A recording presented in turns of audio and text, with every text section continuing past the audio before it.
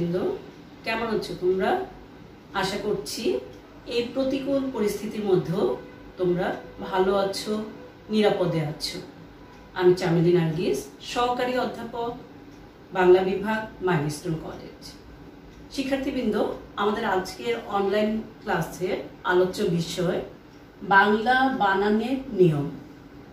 বাংলা বানানের নিয়ম আমাদের বাংলা দ্বিতীয় পত্র প্রশ্নে কত নম্বর প্রশ্নে থাকে তা আমাদের জানা প্রয়োজন। বাংলা বানানের নিয়ম আমাদের প্রশ্নের 2 নং প্রশ্নে থাকবে। এখানে দুটো প্রশ্ন থাকবে, একটি বর্ণনামূলক প্রশ্ন আর একটি বানান শুদ্ধিকরণ অথবা দিয়ে বানান শুদ্ধিকরণ। বানান শুদ্ধিকরণের শিক্ষার্থীবৃন্দ, তোমাদের সুযোগ রয়েছে 8টি শব্দ থেকে যে কোনো 5টি শব্দ আমরা বানান শুদ্ধ করতে পারব। তাহলে দেখো, একটি বর্ণনামূলক প্রশ্ন অথবা দিয়ে বানান শুদ্ধিকরণ আসে। আমরা ইচ্ছে করলে ক অথবা খ যে কোনো একটি উত্তর করতে পারব। শিক্ষার্থীবৃন্দ, আমার আজকের আলোচ্য বিষয় বর্ণনামূলক প্রশ্নগুলো নিয়ে। আমাদের বোর্ড পরীক্ষায় কোন প্রশ্নগুলো সাধারণত গুরুত্বপূর্ণ হিসেবে ধরে থাকি বা আমাদের প্রস্তুতি রাখতে হয়। তাহলে দেখো, আমাদের বর্ণনামূলক প্রশ্নের জন্য গুরুত্বপূর্ণ প্রশ্নগুলো হচ্ছে তৎসম শব্দ বানানের নিয়ম, অতৎসম শব্দ বানানের নিয়ম, নত্যবিধানের নিয়ম, সত্যবিধানের নিয়ম এবং সর্বোপরি এই 4টা প্রশ্নের প্রস্তুতি যদি আমাদের ভালো থাকে বা আমরা যদি প্রস্তুতি নিতে পারি, তাহলে আরেকটি প্রশ্ন আসে এরকম করে, বাংলা একাডেমি প্রণীত আধুনিক বাংলা বানানের নিয়ম। এই প্রশ্নটা আমরা উপরের 4টি প্রশ্নের প্রস্তুতি থেকেই আমরা উত্তর করতে পারি। প্রথমে আমি দেখাচ্ছি তৎসম শব্দ বানানের নিয়ম। আসো আমরা তাহলে তৎসম শব্দ বানানের নিয়মটা দেখি। শিক্ষার্থীবৃন্দ, আমরা তৎসম শব্দ বানানের নিয়মগুলো একটু জেনে নেই যে তৎসম শব্দ বানানের নিয়মগুলো কি কি। এবং আমরা সাধারণত এই প্রশ্নগুলোর মধ্যে কমন দেখে, ভালো বানান দেখে, বানানের নিয়ম দেখে 5টি নিয়ম দিলেই যথেষ্ট। কারণ আমাদের এখানে নম্বর হচ্ছে 5, অতএব 5-এর জন্য আমরা 5টি নিয়ম যদি ঠিকভাবে লিখতে পারি তাহলেই হবে। আমরা দেখো, তৎসম শব্দ বলতে কি বুঝি? তৎসম শব্দ মানে হচ্ছে সংস্কৃত শব্দ। আর সংস্কৃত শব্দের মধ্যে বানানের যে নিয়মগুলো আছে সেখানে দেখো, প্রথমে একটা বানানের নিয়ম আমরা এভাবে বলতে পারি, রেফের পর ব্যঞ্জন বর্ণের দ্বিত্ব হবে না। দ্বিত্ব মানে কি? দ্বিত্ব হচ্ছে 2 বার। দ্বিত্বটা মানে হচ্ছে 2 বার, মানে একই বর্ণের ব্যবহার 2 বার হবে না যদি সেটা ব্যঞ্জন বর্ণ থাকে এবং তার পূর্বে যদি রেফ থাকে। তাহলে আমরা দেখো নিয়মটা পড়লাম, রেফের পর ব্যঞ্জন বর্ণের দ্বিত্ব হবে না। তাহলে আগে যেমন বানানটা দেখো লেখা হতো কর্ম, 2টা ম, দ্বিত্ব ভাবে ময়ের ব্যবহার ছিল, 2টো ম এখানে। আর আমরা এখন বাংলা একাডেমির নিয়ম অনুসরণ করায় আমরা যেহেতু এই নিয়মটা জেনে ফেলেছি, তাহলে আমরা আর 2 বার ময়ের ব্যবহারটা এখানে আসবে না। তাহলে দেখো, ক ময় রেফ দিয়ে আমরা শুধু একটা ময়ের ব্যবহার করছি। তাহলে রেফের পর ব্যঞ্জন বর্ণের দ্বিত্ব হবে না, কর্ম, ধর্ম এরকম। তাহলে বোঝা গেছে এই নিয়মটা। দ্বিতীয় নিয়মটা দেখো শিক্ষার্থীরা, যেসব তৎসম শব্দে, তৎসম বলতে আমি আগেই বলেছি সংস্কৃত শব্দ, যেসব তৎসম শব্দে রসি দীর্ঘি বা রস দীর্ঘ উভয়ই শুদ্ধ। খেয়াল করো, আরেকবার বলছি আমি তোমাদের জন্য, যেসব তৎসম শব্দে রসই দীর্ঘই বা রস দীর্ঘ উভয়ই শুদ্ধ, সেসব শব্দে কেবল রসই এবং রস অথবা তাদের চিহ্ন স্বরূপ, আমরা এই চিহ্নটা দেখো দিয়ে দিয়েছি, তাদের চিহ্ন স্বরূপ রসইকার এবং রসৌকার ব্যবহৃত হয়। বোঝা গিয়েছে নিয়মটা?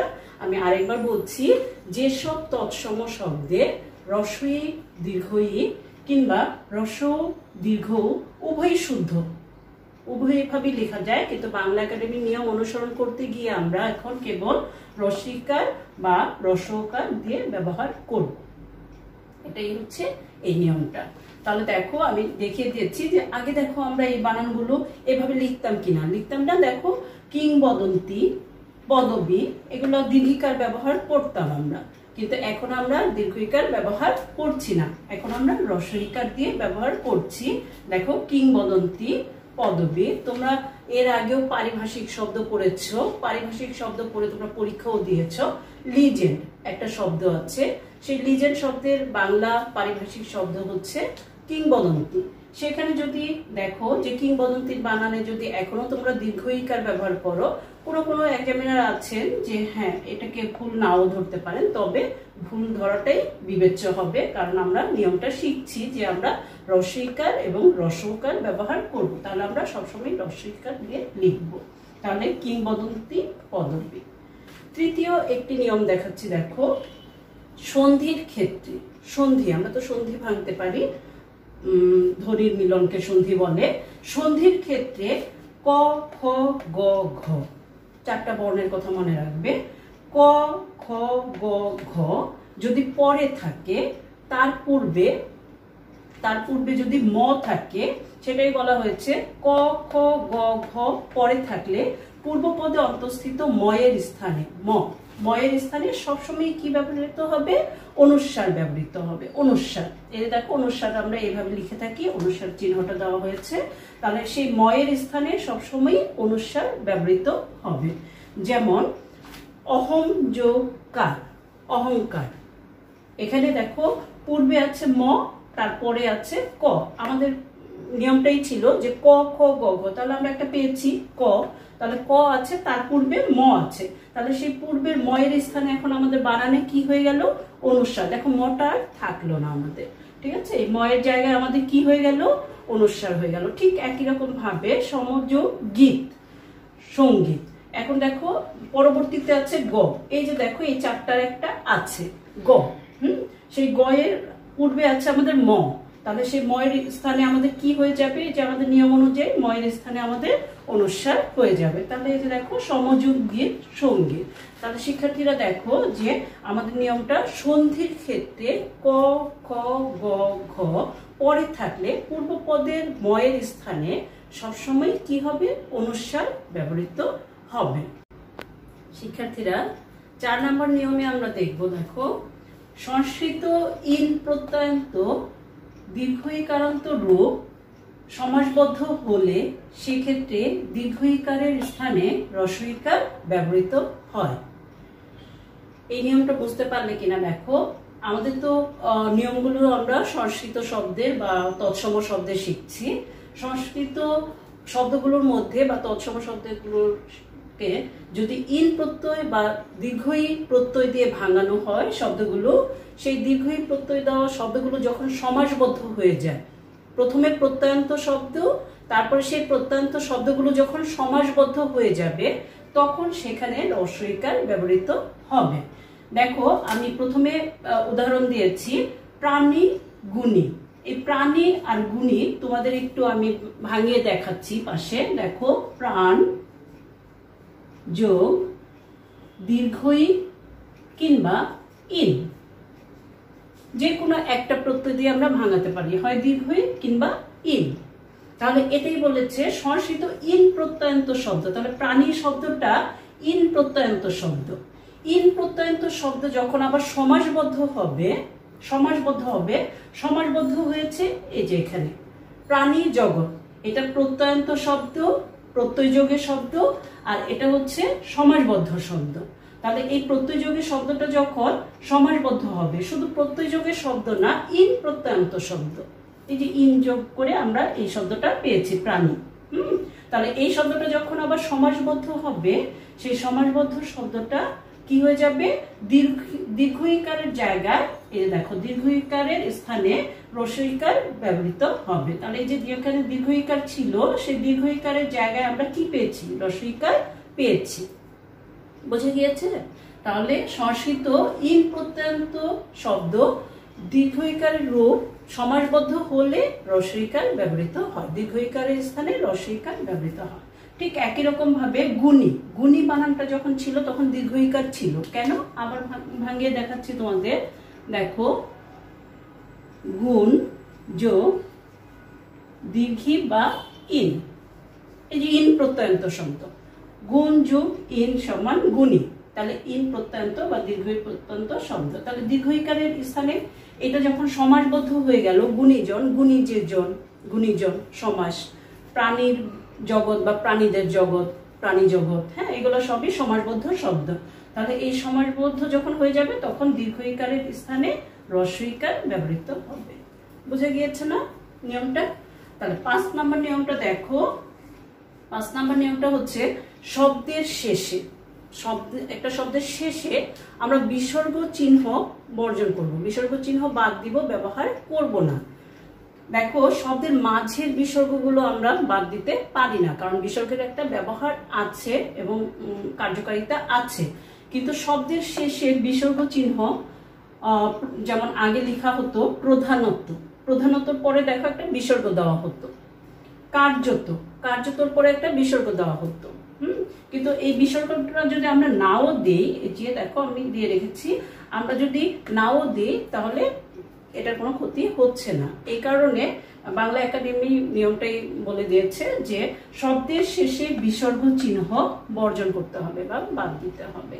এভাবেই দেখো আমরা 5টা নিয়ম জেনে গেলাম তৎসম শব্দ বানানের।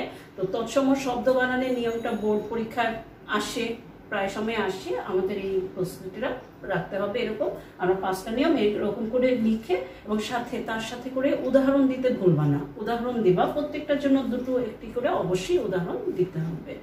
তোমরা এরপরে দেখবে অতৎসম শব্দ বানানের নিয়ম।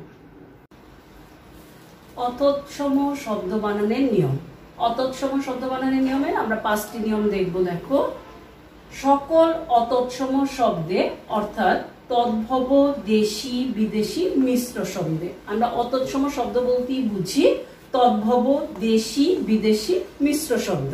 তাহলে এই সকল অতৎসম শব্দে কেবল রস্বই এবং হ্রস্ব ব্যবহৃত হবে, অথবা তাদের চিহ্ন স্বরূপ হ্রস্বইকার এবং হ্রস্বকার ব্যবহৃত হবে। তাহলে আমরা নিয়মটা পেলাম, সকল অতৎসম শব্দে রস্বই কিংবা হ্রস্ব ব্যবহৃত হবে, কিংবা তাদের চিহ্ন স্বরূপ হ্রস্বইকার এবং হ্রস্বকার ব্যবহৃত হবে। তাহলে দেখো আমরা উদাহরণস্বরূপ দিতে পারি হাতি, হাতি, কুলা, এগুলো আমাদের অতৎসম শব্দ। তাহলে অতৎসম শব্দ আমরা দেখো হ্রস্বইকার ব্যবহার করেছি কিংবা হ্রস্বকার ব্যবহার করেছি। দ্বিতীয় নিয়মটি দেখো, আলি প্রত্যয়যুক্ত শব্দে সবসময়ই হ্রস্বইকার ব্যবহৃত হয়। আলি প্রত্যয়যুক্ত শব্দে, এই আলি প্রত্যয়যুক্ত শব্দটা দেখো আমি ভাঙিয়ে দিয়েছি এরকম করে, রূপা যোগ আলি, সোনা যোগ আলি, এরকম করে রূপালী, সোনালী শব্দটা হয়েছে। আমরা প্রত্যয়ের ক্লাস আগেও পেয়েছো তোমরা, এবং সেখানে দেখেছো কিভাবে প্রত্যয় যোগে একটা নতুন শব্দ গঠিত হয়। তো আমরা নতুন শব্দ পেয়েছি রূপালী, রূপার সাথে আলি প্রত্যয় যোগ হয়ে রূপালী। যেহেতু আমরা নিয়মটা জানলাম যে আলি প্রত্যয়যুক্ত শব্দে সবসময় হ্রস্বইকার ব্যবহৃত হবে, তাহলে এই যে দেখো রূপালী বানানে আমরা হ্রস্বইকার দিয়েছি, সোনালী বানানে আমরা হ্রস্বইকার ব্যবহার করেছি। তাহলে আমরা আগে দীর্ঘইকারে ব্যবহার করেছি, রূপালী বানানে, সোনালী বানানে দীর্ঘইকার ব্যবহার করেছি, কিন্তু এখন আমরা জানলাম যে আলি প্রত্যয়যুক্ত শব্দে সবসময় হ্রস্বইকার ব্যবহৃত হয়। তৃতীয় নিয়মটি দেখো, স্ত্রীবাচক এবং জাতিবাচক, 2টো জিনিস মনে রাখবে। স্ত্রীবাচক এবং জাতিবাচক নামের বানানে সবসময় হ্রস্বইকার ব্যবহৃত হয়। স্ত্রীবাচক শব্দ কোনটা দেখো, মামি, এরকম মামির সাথে আমরা আরো উদাহরণস্বরূপ বলতে পারি মাসি, নানি ইত্যাদি। হ্যাঁ, তো সেই শব্দগুলোতে সবসময় কি ব্যবহার হবে, বোঝা গেল হ্রস্বইকার ব্যবহৃত হবে স্ত্রীবাচক শব্দে। আবার জাতিবাচক শব্দের সাথেও সবসময় হ্রস্বইকার ব্যবহৃত হবে, যেমন বাঙালি, এরকম ইরানি, জাপানি, হ্যাঁ, যে শব্দগুলো আছে জাতিবাচক, সেই শব্দগুলোর বানানে সবসময় হ্রস্বইকার ব্যবহৃত হবে। 4 নম্বর নিয়মটা আমরা দেখি, পদাশ্রিত নির্দেশক কি? পদাশ্রিত নির্দেশক বলতে আমরা কি বুঝি? পদাশ্রিত নির্দেশক বলতে আমরা বুঝি টি, টা, খানা, খানি, এগুলো হচ্ছে আমাদের পদাশ্রিত নির্দেশক। তাহলে এই পদাশ্রিত নির্দেশক টি যখন আমরা শব্দে ব্যবহার করব, তখন সেই টি সবসময় কি হবে, হ্রস্বইকার ব্যবহৃত হবে, হ্রস্বইকার রূপে ব্যবহৃত হবে। দেখো আমি উদাহরণস্বরূপ দিতে পারি এভাবে, ছেলের টি। সেলের সাথে আমার কি যুক্ত হয়েছে, একটি পদাশ্রিত নির্দেশক টি যুক্ত হয়েছে, তাহলে এই টিটা রস্বইকার দিয়ে ব্যবহার হবে। আবার কলম, কলমের সাথে পদাশ্রিত নির্দেশক টি ব্যবহৃত হয়েছে, তাহলে এই টিটা আমার কি হবে, রস্বইকার রূপে হবে। তাহলে পদাশ্রিত নির্দেশক টি সবসময় কি রস্বইকার রূপে ব্যবহৃত হয়। 5 নম্বর নিয়মে যাই আমরা একটু, দেখো অতৎসম সন্ধি। আমরা তৎসম শব্দ থেকে যখন অতৎসমে যাব তখন ক্ষীয়ের ব্যবহার আর থাকবে না। ক্ষীয়ের ক্ষেত্রে কি হয়ে যাবে, ক্ষীয়ের ক্ষেত্রে হয়ে যাবে খ। ওই নিয়মটাই বলেছে, অতৎসম শব্দে ক্ষীয়ের স্থানে খ ব্যবহৃত হয়। বোঝা যাচ্ছে? আমরা তৎসম শব্দে ক্ষীয়ের ব্যবহার পাবো, অতৎসম শব্দে ওই ক্ষীয়ের স্থানে কি হয়ে যাবে, খ হয়ে যাবে। তাহলে আমরা এই যে দেখো খ ব্যবহৃত হবে। যেমন দিয়ে আমরা উদাহরণস্বরূপ বলতে পারি ক্ষুদ্র। ক্ষুদ্র থেকে যখন আমার ক্ষুদে হয়ে গিয়েছে অতৎসম শব্দে এসে, তখন ক্ষুদেটা কি হয়ে যাবে, খ হয়ে যাবে। আবার ক্ষেত্র, ক্ষেত্র মানে আমরা অনেক সময় তৎসম শব্দে ব্যবহার কম বলে, তৎসম শব্দ ব্যবহার কম করেছি বলে আমরা কি অনেক সময় দেখেও বুঝি না, ক্ষেত্র মানে হচ্ছে ক্ষেত। তাহলে সেই ক্ষেত যখন আমরা অতৎসমের শব্দে আসব তখন ক্ষেত বানানটা আমার খ দিয়ে হবে। তাহলে শিক্ষার্থীরা আমরা পেলাম যে ক্ষীয়ের স্থানে অতৎসম শব্দে কি হবে, খ হবে। তাহলে আমরা অতৎসম শব্দে 5টি নিয়ম জানলাম এবং এই 5টি নিয়ম উদাহরণ সহ আমরা অবশ্যই প্রস্তুতি রাখব। নত্ব বিধানের নিয়ম। শিক্ষার্থীরা আমরা বলেছিলাম যে তৎসম শব্দ বানানের নিয়ম, অতৎসম শব্দ বানানের নিয়ম, নত্ব বিধানের নিয়ম, সত্য বিধানের নিয়ম। তো আমরা এখন দেখো নত্ব বিধানে চলে আসছি। নত্ব বিধানের নিয়ম পড়ার সময় আমরা আগে জেনে নেই নত্ব বিধানটা কি। অনেক সময় প্রশ্নে নত্ব বিধানের 5টি নিয়ম এইভাবে না এসে সরাসরি আসে নত্ব বিধান কি, নত্ব বিধানের 5টি নিয়ম লেখো। তো সেক্ষেত্রে নত্ব বিধানটা অবশ্যই আমাদের জানতে হবে। সংস্কৃত শব্দে মূর্ধন্যয়ের সঠিক ব্যবহারের নিয়মটা কি বলা হয়, নত্ব বিধান। যখন মূর্ধন্যের নির্ভুল ব্যবহার আমরা করব সংস্কৃত শব্দে, সেটাই হবে নত্ব বিধান। তো মূর্ধন্যের ব্যবহার কোথায় কোথায় হয় নির্ভুল ভাবে, সেটা জানতে হলে আমাদের নিয়মগুলো জানতে হবে। তাহলে প্রথমেই আমরা জেনে নিচ্ছি ট বর্গীয় বর্ণের সাথে। ট বর্গীয় বর্ণ কোনগুলি? ট বর্গীয় বর্ণ হচ্ছে ট, ঠ, ড, ঢ, মূর্ধন্য। তো যেহেতু আমরা মূর্ধন্য করছি ট, ঠ, ড, ঢ, তাহলে দেখো ট বর্গীয় বর্ণের সাথে সবসময় মূর্ধন্য যুক্ত হয়। যখন আমি ট বর্গীয় ধ্বনির সাথে নয়ের ব্যবহার লিখতে যাব তখন অবশ্যই কোন নয়ের ব্যবহার হবে, মূর্ধন্যের ব্যবহার হবে। তাহলে ট বর্গীয় বর্ণের সাথে সবসময় মূর্ধন্য যুক্ত হয়। যেমন বন্টন, এই যে ট এর সাথে যুক্ত হয়েছে মূর্ধন্য। এখানে শিক্ষার্থীরা নত্ব বিধানের বানানগুলো লিখতে গেলে বা নত্ব বিধান শিখতে হলে আমাদের একটু সতর্ক থাকতে হবে। আমরা জানি, এখানে একটু খেয়াল করো, আমরা জানি দন্তন্য হচ্ছে পুরো মাত্রা আর মূর্ধন্য হচ্ছে অর্ধমাত্রা। অর্ধমাত্রা দেখো শিক্ষার্থীরা, আমি কিন্তু নয়ের ব্যবহার করেছি অর্ধমাত্রা, আমি পুরোটা টেনে দেইনি। তাহলে এখনই বোঝা যাচ্ছে যে এটা কোন ন ব্যবহৃত হয়েছে, মূর্ধন্য ব্যবহৃত হয়েছে। যেমন বন্টন ট এর সাথে যুক্ত হয়েছে, ঠ এর সাথে যুক্ত হয়েছে মূর্ধন্য, লণ্ঠন, কাণ্ড ড এর সাথে যুক্ত হয়েছে মূর্ধন্য। কারণ নিয়মটাই আমরা পড়ছি ট বর্গীয় ধ্বনির সাথে সবসময় আমাদের মূর্ধন্য যুক্ত হবে। তাহলে আমরা এই ভুলটা করব না, সতর্ক থাকবো যে দন্তান্নতে হচ্ছে পূর্ণমাত্রা আর মূর্ধন্যতে হচ্ছে অর্ধমাত্রা। দ্বিতীয়ত নিয়মটা দেখো আমাদের ঋ বয়সিন্দ্র মূর্ধন্যস্য। ঋ বয়সিন্দ্র মূর্ধন্যস্য এরপর সবসময় মূর্ধন্য ব্যবহৃত হয়। আমি ঋর পরে যদি ন লেখার দরকার হয় সেটা দন্তান্ন না হয়ে আমার পূর্ণ হয়ে যাবে, মূর্ধন্য হয়ে যাবে। আমার যদি বয়সিন্দ্রর পরে ন বসাতে হয় তাহলে পূর্ণ বসবে, মূর্ধন্য বসবে। কিংবা মূর্ধন্যস্বর পরে যদি আমার বসাতে হয় অবশ্যই আমার পূর্ণ বসবে, মূর্ধন্য বসবে। তাহলে দেখো আমি উদাহরণস্বরূপ দেখিয়ে দিয়েছি ঋ, এই যে ঋ এর পরে তাহলে আমার পূর্ণ বসেছে, মূর্ধন্য বসছে। মরণ, এই যে বয়সিন্দ্র বলেছিলাম বয়সিন্দ্র, মরণ, তাহলে মরণের পরে বয়সিন্দ্রর কারণে আমার মরণ বানানে মূর্ধন্য ব্যবহৃত হলো, আবার মূর্ধন্যস্বর পরেও আমার মূর্ধন্য ব্যবহৃত হলো। তাহলে রি বয়সিন্দ্র মূর্ধন্যস্ব, এরপর সবসময় মূর্ধন্য ব্যবহৃত হবে। 3 নম্বর নিয়মে যাচ্ছি। দেখো শিক্ষার্থীরা, 3 নম্বর নিয়মে হচ্ছে প্র, পরি, নি, এগুলো একটা উপসর্গ। প্র, পরি, নি, এই উপসর্গগুলোর পর সবসময় মূর্ধন্য বসে। তাহলে প্র উপসর্গের পরে যদি নয়ের ব্যবহার আসে, কোন নয়ের ব্যবহার আসবে? মূর্ধন্য। পরি, নি, এগুলোর পরে আমার মূর্ধন্য ব্যবহার আসবে।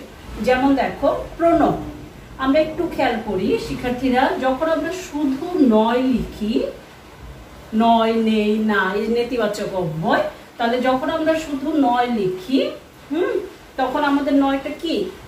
নয়টা হচ্ছে দন্তন্য। কিন্তু এই দন্তন্যটা দেখো আমার প্রয়ের পরে বসেছে বলে মূর্ধন্য হয়ে গিয়েছে। তাহলে আমরা নিয়মটাই তো জেনেছি, প্রয়ের পরে কোন নয়ের ব্যবহার হবে?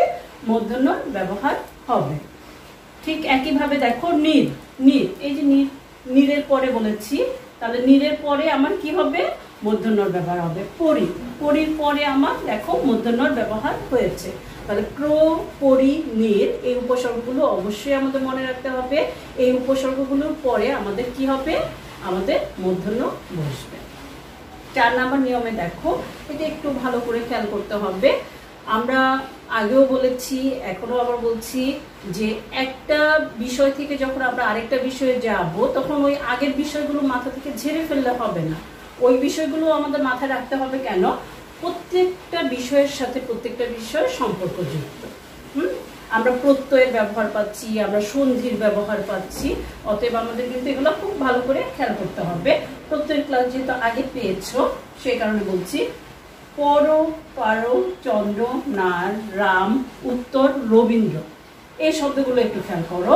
পর, পার, চন্দ্র, নার, রাম, উত্তর, রবীন্দ্র, এই শব্দগুলোর পরে যদি আয়ন প্রত্যয় যুক্ত হয়, শিক্ষার্থীরা আয়ন প্রত্যয় যদি যুক্ত হয় এবং আয়ন প্রত্যয় যুক্ত হয়ে যদি নতুন শব্দ গঠন করে, সেই নতুন শব্দের দন্তন্য স্থানে কি হয়ে যাবে? মূর্ধন্য হয়ে যাবে। এই দেখো আমি তোমাদের লিখে দিয়েছি যে এই শব্দগুলোর পর আয়ন প্রত্যয় যোগে নতুন শব্দ গঠিত হয়, সেই ক্ষেত্রে নতুন শব্দের দন্তন্বয়ের পরিবর্তে মূর্ধন্য বসে। আমি একটু ভাঙিয়েও দিয়েছি।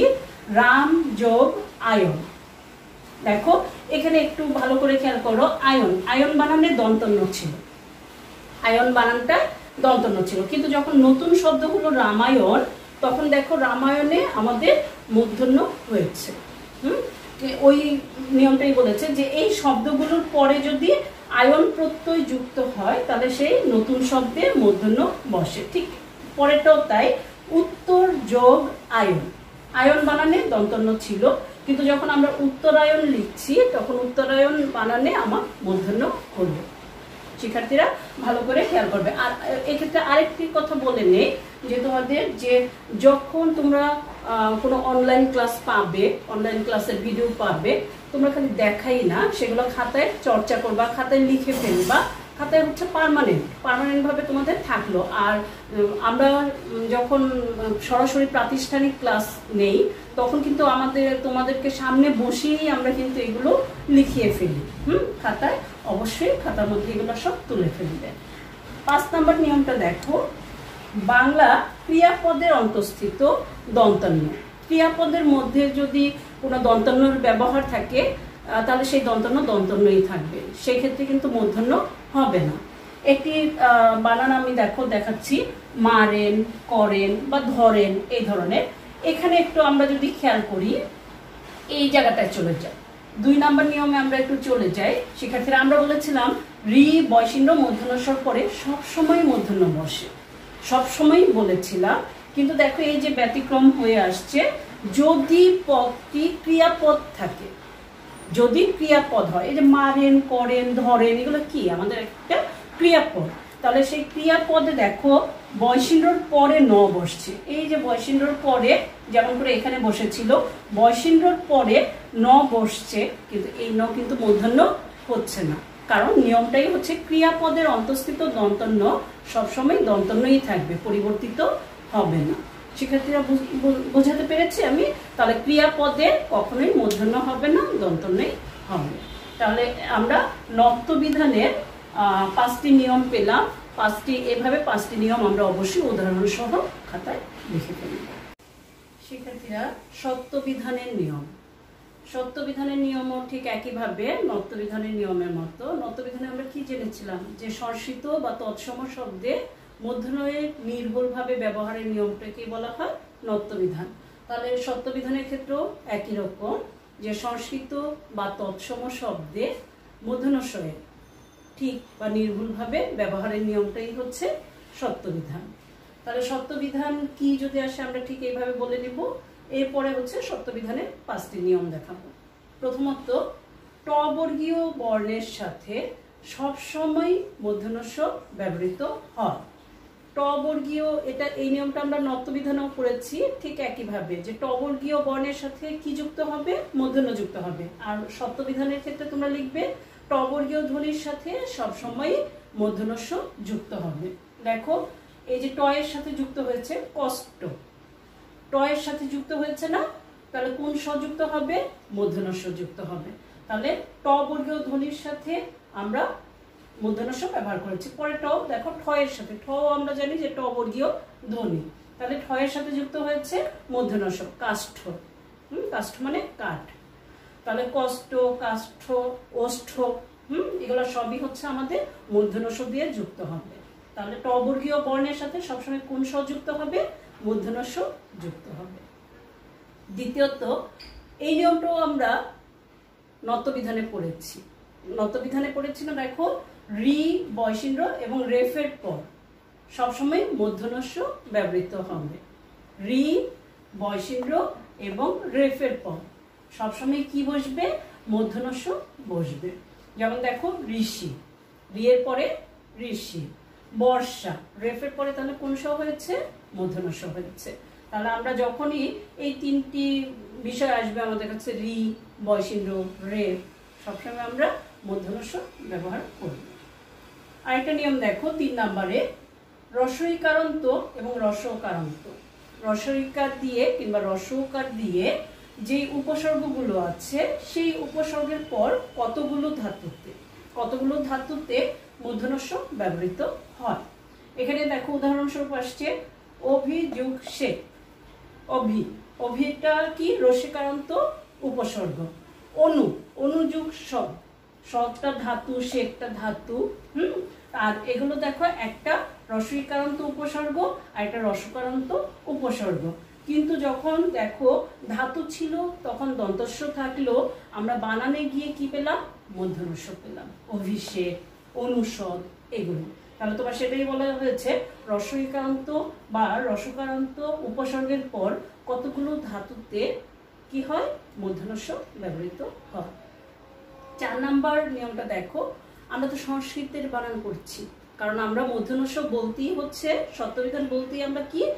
সংস্কৃত বানানে বা তৎসম বানানে, ঠিক আছে? তাহলে সংস্কৃত 7 প্রত্যয়ের সাথে, 7 একটা প্রত্যয়, সংস্কৃত প্রত্যয়। সংস্কৃত 7 প্রত্যয়ের দন্তস্ব কখনোই মূর্ধন্যস্ব হবে না। আমরা যদিও বলে থাকি যে মূর্ধন্যস্ব ঠিক বা নির্ভুল ব্যবহার করছি, কিন্তু এই জায়গাটায় দেখো, আমরা যদি ভুল করে যে ঠিক আছে সংস্কৃত যেহেতু 7 প্রত্যয়, তাহলে 7 প্রত্যয় ওখানে আমরা কি দিয়ে দিই? মূর্ধন্যস্ব দিয়ে দিই না। মূর্ধন্যস্ব কখনোই হবে না, দন্তস্বই থাকবে, অপরিবর্তিত থাকবে। তাহলে সংস্কৃত 7 প্রত্যয়ের দন্তস্ব কখনোই মূর্ধন্যস্বতে পরিণত হয় না বা পরিবর্তিত হয় না। দেখো, অগ্নি যোগ সাত, অগ্নিসাৎ, কিংবা ধূলি যোগ সাত, ধূলিসাৎ। এতে দেখো 7 দন্তস্বরূপী আছে। আরেকটা নিয়ম আমরা, এটা নত্যবিধানের ক্ষেত্রেও বলতে পারতাম, নত্যবিধানের ক্ষেত্রেও প্রযোজ্য, আবার সত্যবিধানের ক্ষেত্রেও প্রযোজ্য। সেটা হচ্ছে বিদেশি শব্দের বানানে। 5 নম্বরটা দেখো, বিদেশি শব্দের বানানে কখনো মূর্ধন্যস্ব ব্যবহৃত হয় না, মূর্ধন্যস্বের ব্যবহার নেই। ঠিক একই রকম ভাবে নত্যবিধানও বিদেশি শব্দের বানানে মূর্ধন্যের ব্যবহার নেই। হ্যাঁ, এখানে দেখো আমি আগে মূর্ধন্যস্বরের ব্যবহার নেই সেটা দেখিয়েছি। পোস্ট, এই যে ট এর সাথে যুক্ত হয়েছে, টয়ের সাথে যুক্ত হয়েছে, ট বর্গীয় বর্ণের সাথে তো আমার মূর্ধন্য যুক্ত হওয়ার কথা, কিন্তু কেন হলো না? কারণ হচ্ছে এটা আমার বিদেশি শব্দ মাইলস্টোন। মাইলস্টোন বানানটা দেখো দন্তস্ব দিয়ে কেন হলো? কারণ এটা বিদেশি শব্দ। এরকম ঠিক নত্যবিধানের ক্ষেত্রেও দেখো, আমরা যদি বলি কোরআন, নত্যবিধানে একটু ফিরে যাচ্ছে এই কারণে যে ওখানে তোমাদের এই জিনিসটা হয়তো তোমরা খেয়াল করোনি, কোরআন এই যে বয়সিন্দ্রর পরে বসছে, কিন্তু আমার দন্তন্য বসবে, যেহেতু বিদেশি শব্দ। ঠিক এরকম ভাবে বিদেশি শব্দে কখনোই মূর্ধন্য বলো কিংবা মূর্ধন্যস্ব বলো ব্যবহৃত হয় না। শিক্ষার্থীরা, আমরা এই যে দেখো 4টা নিয়ম জানলাম: তৎসম শব্দ বানানের নিয়ম, অতৎসম শব্দ বানানের নিয়ম, নত্যবিধানের নিয়ম, সত্যবিধানের নিয়ম। আমরা প্রথমেই আরেকটি নিয়ম তোমাদেরকে লিখে দিয়েছিলাম যে বাংলা একাডেমি প্রণীত আধুনিক বাংলা বানানের নিয়ম। তাহলে আরেকটি রয়ে গেল। কিন্তু শিক্ষার্থীরা, আমাদের সুবিধা হচ্ছে আমরা যে এই যে 4টি নিয়ম পড়লাম, এই 4টি নিয়মের যা কিছু পড়লাম সবই আমাদের বাংলা একাডেমি থেকে দেওয়া হয়েছে বা বাংলা একাডেমি থেকে প্রচলিত। অতএব আমরা এই 4টি নিয়মের মধ্য থেকে উল্লেখযোগ্য নিয়মগুলো দিয়ে আমরা এই প্রশ্নটার উত্তরটা করতে পারবো, যে বাংলা একাডেমি প্রণীত আধুনিক বাংলা বানানের নিয়ম, যে নতুন করে কি নিয়মগুলো আমরা পড়ছি। তাহলে শিক্ষার্থীরা, আমরা বর্ণনামূলক প্রশ্নের প্রস্তুতি অবশ্যই ভালো রাখবো, এই প্রশ্নগুলোর প্রস্তুতি নিয়ে। এবং এই লকডাউনের মধ্যে এই একটা বৈরী পরিস্থিতি সৃষ্টি হয়েছে আমাদের, সেই বৈরী পরিস্থিতির মধ্যে আমাদের প্রস্তুতি যেন অবশ্যই ভালো থাকে, সেই চেষ্টা আমরা ঘরে বসে করব। যতটা সম্ভব তোমরা স্বাস্থ্যবিধি মেনে চলবা, ঘরের বাইরে না যাওয়াটাই ভালো, এবং পড়াশোনার প্রস্তুতি যেন কখনোই দুর্বল হয়ে না পড়ে সেই দিকে খেয়াল করবা। আমি আশা করছি সবাই ভালো থাকবে, সুস্থ থাকবে।